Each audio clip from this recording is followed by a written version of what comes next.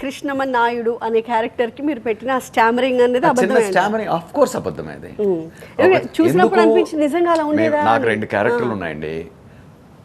కొన్ని బలాలు బలహీనతలు ఉంటాయి. ఈ క్యారెక్టర్లో బలాలు ఉంటాయి, బలహీనతలు ఉంటాయి. ఈ క్యారెక్టర్లోనూ బలాలు ఉంటాయి, బలహీనతలు ఉంటాయి. అవి అధిగమించినప్పుడే హీరోయిజం కనిపిస్తుంది.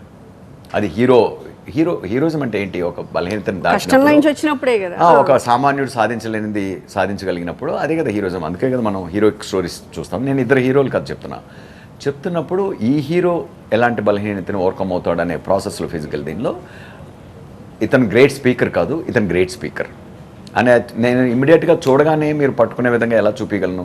విజువల్ మీడియం కదా సినిమా అంటే. నేను ఊరినే డైలాగులు చెప్తూ ఉండలేను కదా, ఈయన గ్రేట్ స్పీకర్ కాదండి అని చెప్పలేను కదా. అలా సరే ఓకే, ఇట్స్ ఈజీ. ఆ చిన్న స్టామరు అది కూడా చాలా బ్యూటిఫుల్ ప్లే చేశాడు. అది అసలు అది క్యూట్గా ఉంటుంది, అది కూడా అందంగా ఉంటుంది మీకు, రైట్? తను ప్లే చేసిన విధానం క్యూట్గా, చెల్లెలతో గొడవలు కానీ ఇంట్రడక్షన్లో నుంచే క్యూట్గా ఉంటుంది.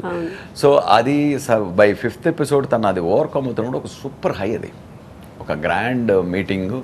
సో అది నిజ జీవితంలో అవి జరిగాయా జరగలేదా అనేది ఈవెన్ ఒక 70 ఏళ్ల జీవితాన్ని నేను 3 గంటలు చెప్పాలంటే అబద్ధం చెప్పకుండా చెప్పలేను.